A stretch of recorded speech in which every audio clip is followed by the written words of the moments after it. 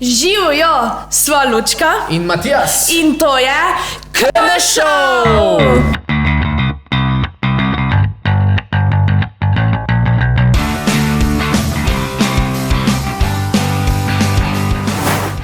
Lepo pozdravljeni ponovno v novem Talk KM Show. Danes z Lučko nisva sama.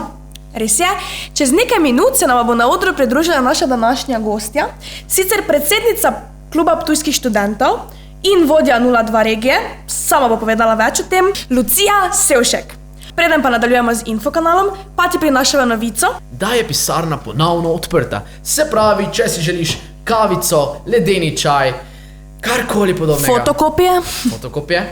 Si vljudno vabljen na Vetrinsko ulico 30 v pisarno, kjer bomo zelo veseli tvoje družbe. To bo zdaj tako z TV oglasa, veš oni. Ja, sicer zaenkrat smo to go, ampak upamo na čim prej tudi v normalni obliki. Sedaj pa Infokanal. Prvi dogodek, ki ti ga predstavljava v tem današnjem šovu, je dogodek po tujskem Puščavski Egipt. Dogodek se bo izvajal 15. marca na Facebook Live. Če te nasploh bilo kaj zanima več o tej državi v Afriki, si res na ta dogodek vljudno vabljen. Ni pa to edini dogodek, na katerega te vabivo, in sicer 17. in 24. marca se bo na našem Facebook profilu odvijal zelo zanimiv dogodek. In sicer predstavila se nam bo uspešna zgodba Peach Booty Plana. To verjetno vsi poznamo, to so tiste elastike, ne? Predvsem za punce, se mi zdi, ki jih uporabljaš pri treningu. In sicer 17. marca ob 5. uri bomo na Facebook Live izvedeli vse o tej podjetniški zgodbi, ideja, izvajanje in seveda kako se tega sploh lotiti. 24. marca ob 5. popoldne pa te čaka voden trening. Torej, če te zanima ali uspešna podjetniška zgodba ali zgolj si želiš pogledati malo, kako poteka vadba s Peach Booty Planom, si lepo vabljen na naš Facebook profil 17. in 24. marca. Več informacij pa kot vedno v opisu videa. In napočil je čas, da na oder povabimo današnjo gostjo Lucijo. Tako, torej prehajamo v glavnino današnjega Talk KM Showa in z nama je najna današnja gostja. Torej, Lucija, daj nam najprej povej v bistvu neko glavnino o sebi, kakšno stavek, 2, kdo si, kaj delaš v prostem času? Ja, zdravo. Hvala za povabilo, drugače v KM Show. Jaz sem Lucija, drugače prihajam iz Ptuja, pa sem predsednica kluba ptujskih študentov. Načeloma študiram pač v Ljubljani, filozofijo pa sociologijo, tako da v prostem času večino časa pač posvetim klubom, drugače pa rada igram kitaro, klavir, se ukvarjam z glasbo, se družim s kolegi, tak. Super, to nam je všeč. Daj nam najprej povej, kako si sploh prišla v klub ptujskih študentov? Si vedela, da želiš to, oziroma se temu priključiti, ali je bilo kar tak nenadno? V bistvu pač sem za klub ptujskih študentov slišala že ful prej, zaradi tega, ker je pač bilo kar nekaj mojih starejših prijateljev vključenih že v klub, pač ko so bili še dijaki, pa pol kasneje študentje.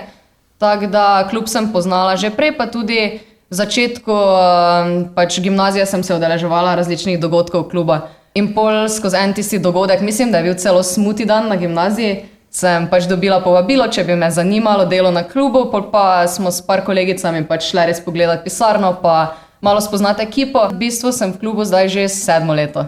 Čist tak. To pa je kar en čas, ne? In seveda ni čudno, da seveda po tak dolgem času prideš tudi do predsedovanja tega kluba, je tako? Načeloma, ja, no. V bistvu pač probamo našo ekipo na klubu razvijati iz leta v leto, pa da malo začutimo, ne vem, kdo je na katerem področju močnejši, kjer je tisto področje, ki ga zanima, ne vem, ali rad dela projekte, ali rad dela malo bolj tehnične stvari mogoče. Tako da pač sem počasi prehajala na nek način z funkcije v funkcijo, pol pa 2 leti nazaj sem pa pač prevzela mesto predsednice. No, vemo pa tudi, da imaš še eno zelo pomembno nalogo in sicer si vodja 02 regije. Da nam zdaj malo povej, kako je do tega prišlo, kaj so sploh tvoje naloge, kaj sploh to je. V bistvu, no, če čisto začnem tako splošno, je 02 regija ena izmed 6 regij na Zvezi študentskih klubov Slovenije. In v naši 02 regiji, to je torej regija, ki zajema Koroško, Štajersko pa Prekmurje, je v bistvu 11 klubov. Tudi klub mariborskih študentov, pa klub tujskih študentov, ne. Tako da v bistvu lansko leto sem pač dogajanje in na Zvezi Škis in pač znotraj regije, znotraj svojega kluba malo bolj spremljala. Pol pa smo se nekako pač klubi na regiji dogovorili, pa tudi je bila moja želja, da pač prevzamem vodenje te regije. V bistvu pa gre za to, da na nek način skrbiš za to, da klubi pač poročajo določene stvari, da delajo stvari v skladu z različnimi zakoni, pa da pač redno skrbiš za komunikacijo študentskih klubov med sabo, pa tudi klubov z Zvezo Škis. V bistvu nama kar sproti že odgovarjaš na podvprašanje, ki sva ti jih imela namen zastaviti. Torej, Lucija, omenila si že, da si torej vodja Nič2 regije. Poleg tega naju pa zanima tudi, koliko časa ti vzame torej samo vodenje, koliko truda moraš vlagati v to in tudi ne nazadnje mogoče oceni, kak fejs od 1 do 10 se ti to delo zdi zahtevno in katere dolžnosti prinese vodenje. Ja, v bistvu, ne vem, čist tak dnevno mi vzame mogoče par ur več kot samo pač vodenje kluba, zaradi tega, ker vseeno je v 0-2 regiji 11 klubov, tako da pač moraš poskrbeti za vsakega malo oziroma vsaj biti v rednem kontaktu z njimi, če so pač določene stvari naredili. Zdaj pa čisto odvisno je, naša regija je pač precej velika, tako da res 11 klubov, poleg tega pa je ful odvisno od tega, če imajo klubi nova vodstva, pa če so se ravno menjali, tako da če imajo nove predsednike, nove svetnike, se moraš pač malo bolj ukvarjati z njimi, da res vse stvari razumejo, pa da pravočasno oddajajo določene stvari. Zdaj, mogoče v zadnjem času lahko pač opažamo nek povečan obseg poročanja za študentske klube, pa ravno zdaj smo v tem obdobju, ko je pač različna poročila treba oddajati. Drugače pa tak čisto navadno pa tak na navaden dan, na navaden mesec mi pa vzame mogoče kakšni 2 urci več, recimo, to samo vodenje. Zraven tega pa itak imamo pač še redne sestanke, pa seje, pa pač se moraš ukvarjati tudi s komunikacijo z Zvezo Škis, tako da mogoče še to pol vzame kako urco na dan več. To je čist tak. Odgovornost je pa čist taka, kot jo sam na sebe vzameš, ne. Pač jaz si rada postavim neke take cilje, da zdaj čist en primer je to, da bo 11 klubov stvari pač naredilo super. Zdaj pa pač, če si to postaviš za nek cilj, pol pač moraš malo več vlagati to, da res pač dosežeš to, da bo res vseh 11 klubov naredilo te stvari super. Tako da pač na nek način čutim malo večjo odgovornost kot prej. Zdaj, zakaj se bi za to odločila, pa ne vem, je pa čisto, ker se mi zdi, da se rada ukvarjam s študentskimi klubi, pa rada imam vseh teh 11, ki jih imam.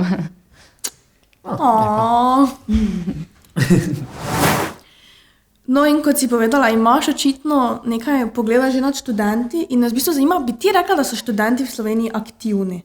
Torej, ne telesno aktivni, ampak predvsem aktivni, torej aktivni na tem študentskem organiziranju. V bistvu nekateri študentje, ja. Žal pa bi jaz mogoče rekla, da velika večina pač ni toliko aktivnih, no, da se raje ukvarjajo pač samo študijem, pa z nekimi obštudijskimi dejavnosti, ki jih najdejo recimo na svojih fakultetah. Pol pa prosti čas pač preživljajo oziroma porabijo za druženje s kolegi, za učenje sploh v izpitnih obdobjih. Zdaj na področju študentskega organiziranja pa se mi zdi, da nekako ta trend pač skozi leta malo upada, no. Se pa pač vidim pa ful pomembno vlogo recimo študentskih klubov ravno tu, da smo pač tisti, ki spodbujamo študente, da jim pokažemo, da imajo neko dodatno možnost, da se udejstvujejo na različnih področjih, da lahko sprobajo različne stvari, da ne vem, pač tekom dela v klubu pridobijo različne kompetence, ki jim lahko pridajo prav, ne samo na faksu, ampak tudi mogoče naprej, no, pri iskanju zaposlitve ali pa nasploh pač v življenju, če bi se ukvarjali še s čim drugim, no. Tako da se mi zdi, da pač je tu neka ta pomembna vloga študentskih klubov, da na eni strani povemo, predstavimo vsebino študentskega organiziranja, po drugi strani pa, da privabimo čim več študentov v klub, ker tako poskrbimo za neko kakovostno obštudijsko življenje študentov, no, pa jim omogočimo različna področja dela. Torej bi po tvojih izkušnjah predsedovanja rekla v bistvu, da bi se več mladih moralo pridružiti, ker ti v bistvu to potem pomaga tudi pri iskanju zaposlitve, bi se lahko strinjala s to trditvijo? Lahko bi se strinjala s to trditvijo, ja. Ampak ne bi pa rekla, da samo zaradi tega, ker ti pomaga pri iskanju zaposlitve. Se mi zdi, da vseeno ti ponudi res toliko nekih širokih priložnosti. Poleg tega pa je tudi, ne vem, klubi se mi zdi, da so tak ena platforma, kjer si lahko ti sam ustvarjaš neke priložnosti, pa res imaš odprte vse možnosti, tako da nisi čist tak pač neki škatlici notri, da bi se ukvarjal samo s tem, kar recimo je klub do zdaj počel, pa kar je nekaj tistega, kar je res napisano za klub, da počne, ampak res lahko izhajaš, no, pa lahko res delaš vse na vseh področjih, ki tebe zanimajo, dodajaš nove vsebine, pa se povezuješ z različnimi ljudmi, pol tudi spoznaš študente iz cele Slovenije, kar je recimo en ful veliki plus, no. Lahko spoznaš študentske klube po Sloveniji, se lažje povežeš, lažje dobiš neka poznanstva, ki pa jih itak lahko pol izkoristiš ali tekom študija ali pa pol za naprej, no. Definitivno pa zraven tega pač lahko ustvarjaš neke vsebine, ki so pomembne za študente pač v našem lokalnem okolju, v svojem lokalnem okolju, ali pa tudi neke vsebine, za katere misliš, da bi prišle prav tebi, tvojemu klubu, tvojim študentom, tvojim kolegom. No. Čistak. Zakaj končam? Ja, skratka, osebnostno močno rastemo, ne, v udejstvovanju v raznih študentskih klubih. Pač razlogov za pridružitev več. Je res dovolj. Res je. Tako, Lucija, pa smo že tudi pri naslednjem vprašanju in sicer zanima nas tudi, kaj je tvoje mnenje glede apatičnosti študentov? Ja, zdi se mi, da recimo, tako kot sem že malo prej omenila, da pač trend študentov, ki se vključujejo v študentske klube, malo pada. Se mi zdi, da je enako s tem, no, da so študentje žal vedno bolj pač apatični. Zdaj, odkot to izhaja, verjetno že malenkost iz tistih dijaških let, ki se pač fokusirajo na druge zadeve. Poleg tega pa se mi zdi, da pač ta neka apatičnost izhaja tudi iz tega, da so pač mogoče premalo informirani o, ne vem, nasploh, če gledamo širše o neki politiki, pa pol, če gledamo malo bolj specifično na našo današnjo temo, pač o samem študentskem organiziranju in o možnostih, ki jih lahko dobijo tekom študentskega organiziranja. Oziroma, če čisto tako povem, o nekih pravicah, ki jih imajo kot študentje, pa tudi nekih dolžnostih, ki jih imajo kot pač študentje, kot člani fakultet, kot člani študentskih zborov fakultet, kot pač neko volilno telo za študente, kot pač osebe, ki se bi lahko aktivno vključevale v študentsko politiko ali samo pač vplivale na odločanje ali pa pač tudi z nekimi vsebinami dodajale na področju študentskega organiziranja. Super. Se ti zdi mogoče, da obstaja kak način, kako bi lahko informirali študente o tem študentskem organiziranju, brez da jih pač bolj kot ne prisilimo v to, da to zvejo? Ja, definitivno bi pač morali mogoče malo več delati na informiranosti, tako kot si že rekla.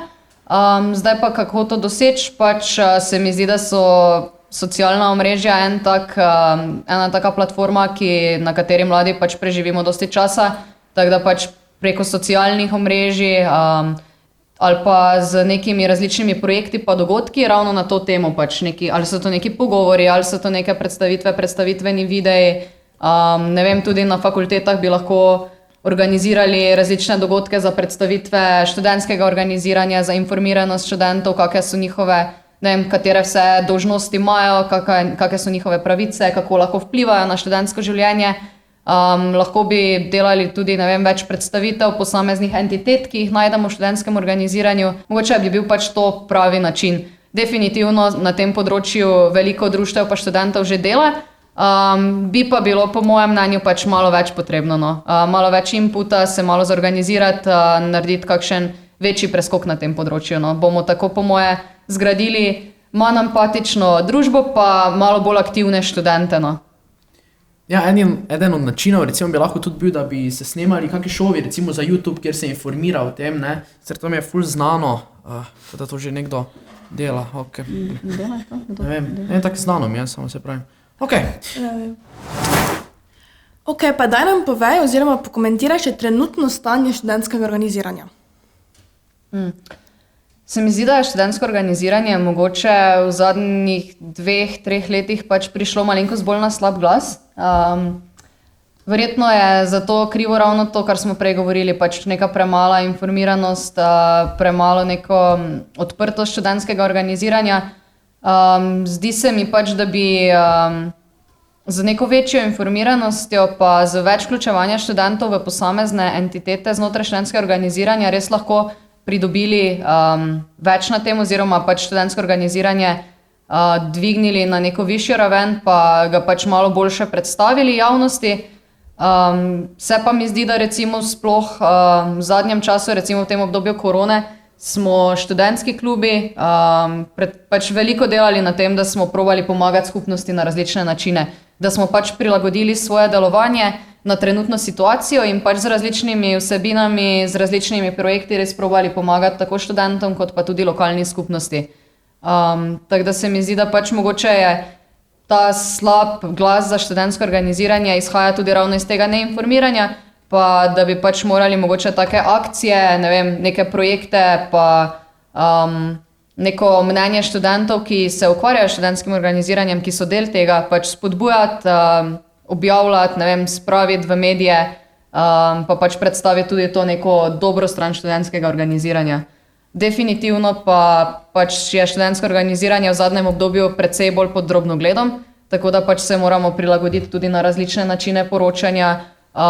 Recimo, ne vem, v tem obdobju smo tudi klubi 02 regije se pač povezali pa naredili eno dobrodelno akcijo, odgovorni skupaj, skozi katero smo pač opozarjali študente, dijake in pač lokalno skupnost na splošno, da pač naj bodo v času pač korona krize odgovorni, da naj poskrbijo zase pa za soljudi okoli sebe. Smo pa tudi pač razdeljevali te zaščitne maske, ki smo jih pač delili socialno šibkejšim, našim članom, lokalni skupnosti, različnim organizacijam.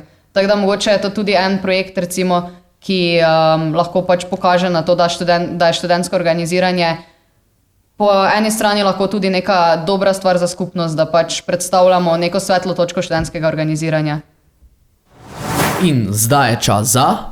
Spoznaj nas, spoznaj nas. Prva boš prebila let in povedala svoj fun fact.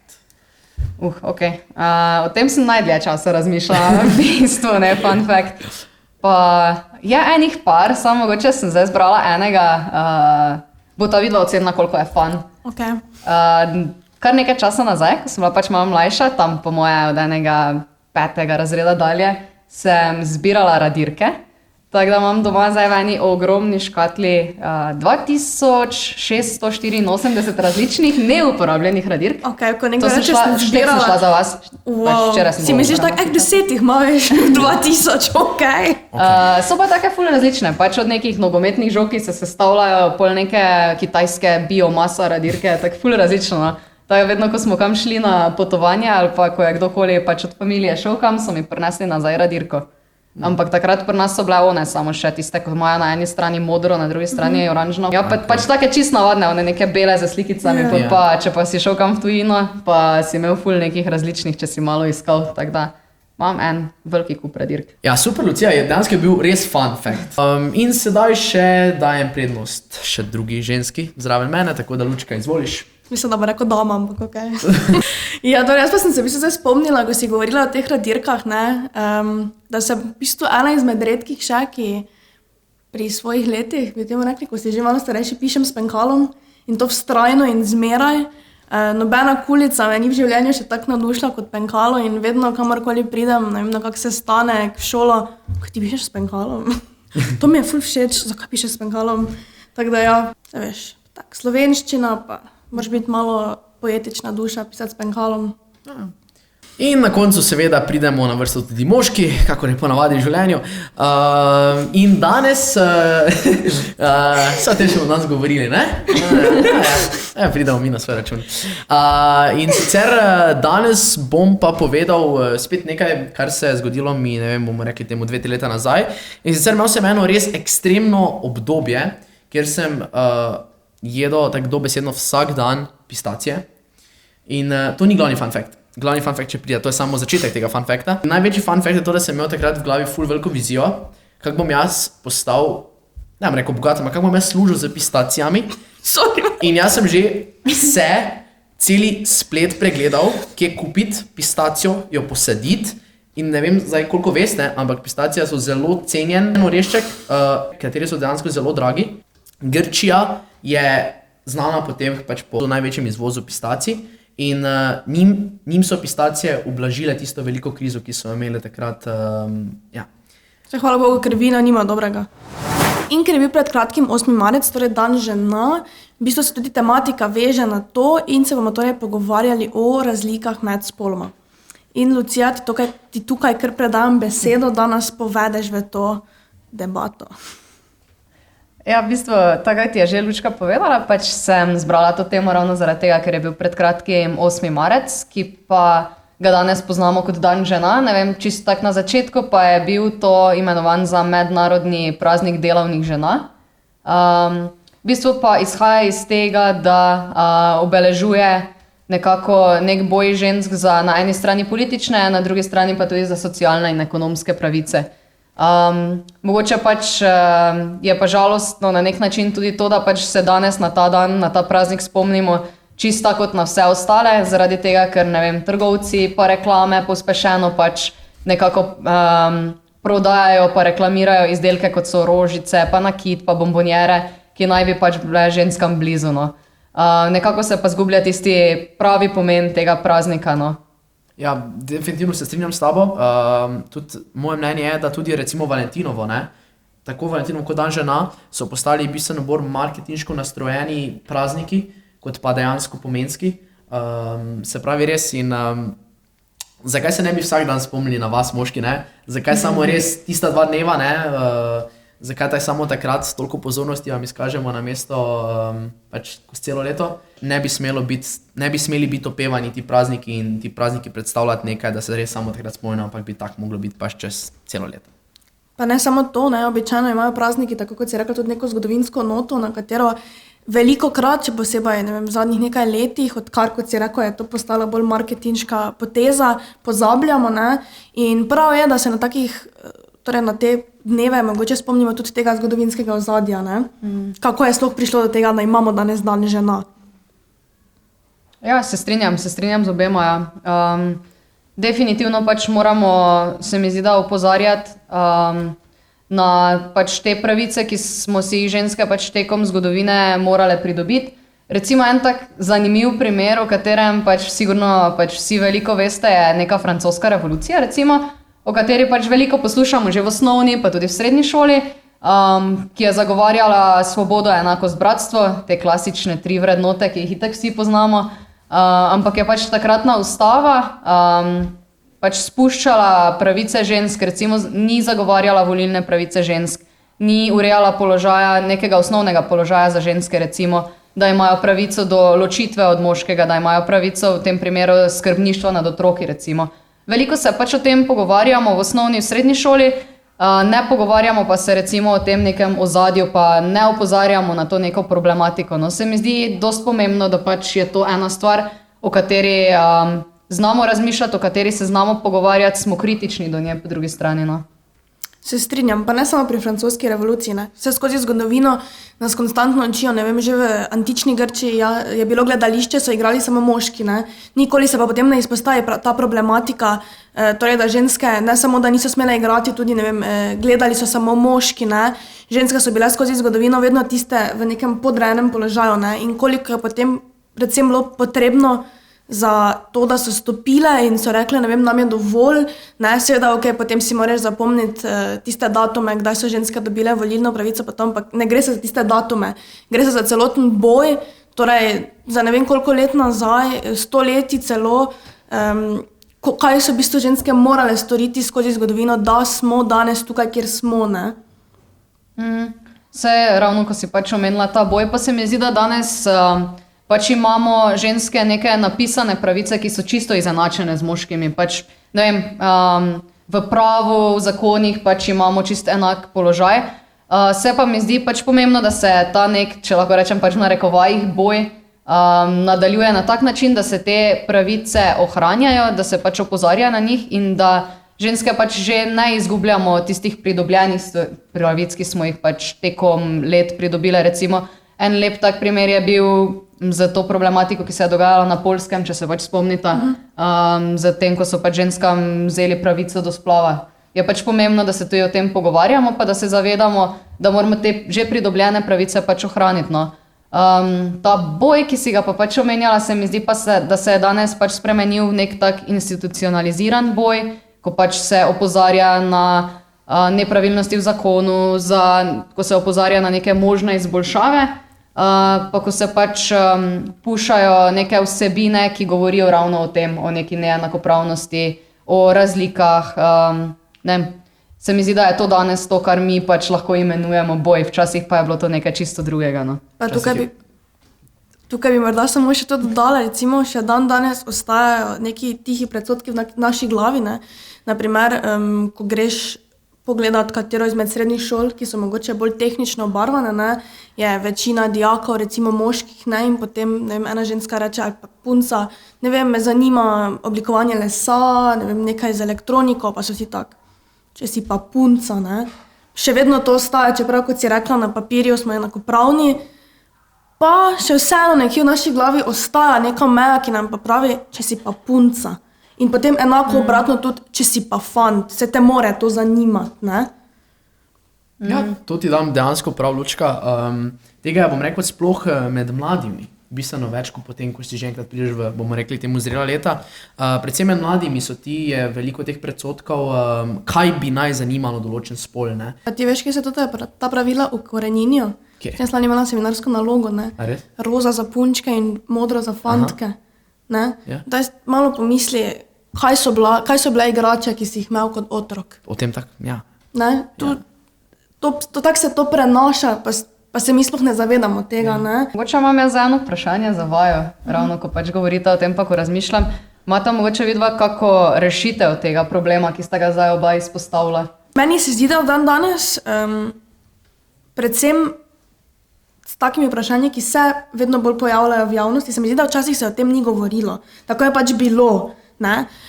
Se mi zdi, da zdaj, ko se veliko več govori o tem, recimo tako, kot sem rekla, ko sem lani delala to seminarsko nalogo, se veliko mladih staršev predvsem odloča za to nevtralno starševstvo. Ne? Neutralne barve, otrok se sam odloča, tako kot si rekel. Ne? In se mi zdi, da v bistvu s tem, da mi že od malih nog nekoga tako učimo ali pa ga postavljamo pred taka pomembna vprašanja družbe, kot so, ne vem, je to res, da je roza za punčke, modro za fantke, da ga v bistvu s tem nekako pripravimo do tega, ni to res, ni to neka zakoreninjena resnica, ki bi jo ti moral naprej nositi. Ne? Meni se zdi, da bi tako mogoče najlažje lahko prišlo do tega, ampak je pa res, da v bistvu starši so pri otroku samo v primarni socializaciji najbolj posvečeni in potem, ko pride otrok v družbo, ne, je potem težko zaradi vsakemu staršu, zdaj pa ti to povej, da se potem drugače, ne, ker potem vemo, da so vrstniki, je tu šola, neki drugi dejavniki, ki potem vplivajo na mišljenje otrok in se mi na tej točki zdi, da do tega nikoli ne bomo prišli, ne, vsaj zdaj ne, glede na pač vse ostale dejavnike, ki vplivajo na nekoga v odraščanju. Ja, v bistvu je Lučka že si na nek način povzela tudi to, kar sem jaz želel omeniti. Omeniti sem želel predvsem to, da se mi zdi, da se res z leti manjšajo ta pravila, oziroma tudi starši so bistveno bolj, bom rekel, nespoštljivi, ampak ja, bistveno bolj tudi s časoma spoštujejo odločitve njihovih otrok, kar se tiče, tako kot smo omenili, barv in tako naprej, ni več tistega, kak bi moralo biti. Teda ja, če ne bom jaz več filozofiral o tem, bi jaz tukaj tudi to zdaj konkretno tematiko tudi zaključil. Ne, še, čakaj. Pa se recimo, ne vem, o tem, kar sta vidva tudi se malenkost dotaknila, ena stvar, ki je v naši družbi se še vedno pač pojavlja, je nekaj, kar se imenuje etika skrbi. Pač to pomeni, da se za najbolj emancipirane ženske današnjega časa pač, ne vem, jim je na nek način normalno, je dovoljeno, da se, ne vem, družijo, da grejo na kavice, da grejo v kino, da grejo v shopping, da se vrnejo nazaj, da pridajo, da grejo s kolegi, ne vem, na pijačo, ven, kakorkoli, ampak še vedno se mi zdi, da se pač od njih pričakuje, da ko pa bodo prišle domov, da bodo one tiste, ki bodo skuhale kosilo, da bodo one tiste, ki bodo dale otroka spat, da bodo one tiste, ki bodo pač, ne vem, skrbele za starejše čez nekaj let. Pač vedno manj se mi zdi, da je tega, tako kot ste zdaj že omenili, da se pač pojavlja neko moderno starševstvo, drugačno starševstvo, še vedno pa se mi zdi, da ta etika skrbi vseeno prevladuje v naši kulturi, v naši družbi. Mogoče čisto tako, da naredim en sklep vsega tega, se mi pa zdi, da bi se morali, če že, zakaj boriti za spolno slepo družbo. Za neko družbo, v kateri spol ne bi predstavljal nobene vloge oziroma te ne bi definiral do te mere, da bi pač ti bilo že vnaprej določeno, katera oblačila se boš oblačil, katere barve boš nosil, katera, ne vem, maska boš zapusta, pa tudi kasneje, katere poklice boš opravljal. In se mi zdi to ena stvar, za katero bi se morali zavzemati, bi se morali za njo boriti. Zdaj pa na kak način pa ta problem rešiti? Jaz mislim, da je na nas mladih, da se pogovarjamo o tem, da ne vem, naslavljamo te probleme, da iščemo aktivno rešitve, pa da pač informiramo tudi ostale o tej problematiki, da informiramo ostale ne vem, na kak način bi lahko bilo boljše, bi lahko bilo drugače in se mi zdi, da na ta način ustvarjamo to neko novo družbo, no. Sploh, da pač razvijamo to neko miselnost, pa vsaj odpremo te teme, pa se pogovarjamo o njih med mladimi, ki bomo pač enkrat kasneje tisti, ki bomo družbo naprej oblikovali. Tako da mogoče sicer je precej utopična pa dolgotrajna rešitev, ampak z povečanim obsegom nekih takih vsebin v šolskem kurikulumu, z povečanim obsegom takih vsebin v neformalnem izobraževanju, ne vem, konec koncev tudi v prostoru študentskega organiziranja, se mi zdi, da pač lahko naredimo spremembo, ki bo trajala, ampak bi pa rekla, da pa je možno. No. Preden pa popolnoma zaključimo ta tok KMŠ, pa nas čaka še ena točka in sicer Lucija nam je prinesla eno, kako bi temu rekli, vrečko. In sicer boš samo povedala, kaj je to? Ja, v bistvu je ena darilna škatlica z buteljko. Je pa od našega kluba eno tako darilce za vašo nagradno igro. V sklopu projekta Vino ni voda. Pač smo izdelali, mislim, smo dali izdelovati te škatle. Tako da notri pa vas čaka buteljka od ptujske vinske kleti. Tako da čist ptujsko darilo. Kaj ne rečem, ime mi je všeč. Ne. In ja, torej ponovno smo pred enim giveawayem in sicer tisti, ki boste v komentar spodaj napisali, s kom si bi to buteljko delili, na en večer, ta karantenski še zmeraj. Ja, torej vaša naloga je, da spodaj napišete to osebo in v naslednji oddaji oziroma čez 2 oddaji bomo izžrebali enega izmed vas, ki si bo lahko prišel po to lepo škatlico Vino ni voda. Ne. To lahko imaš pa doma za okras, mislim, jaz bi že imela. Ne. In tudi danes, kot vedno, pravijo, da vsaka lepa stvar se enkrat konča. Vsaka izčrpna debata ima nek epilog, tako da na tej točki tudi mi vsi trije zaključujemo današnji tok KMŠ-ov. Lucija, tebi se oba z Lučko iz srca v najnem imenu in v imenu društva KMŠ iskreno zahvaljujeva. Hvala vam za povabilo, z veseljem. Ja, res hvala predvsem za izčrpne debate in pa za vse nove informacije, ki smo se jih naučili. Definitivno zdaj vemo nekaj več o študentskem organiziranju. In pa preden zaključimo, ne pozabite lajkati tega videa, se naročite na naš kanal in seveda vklopiti obvestil, torej kliknite na zvonček, da vas bomo obveščali vsakeč, ko pride nov tak KMŠ ali KMŠ ven. In nič, se vidimo naslednji teden. Vidimo se v torek.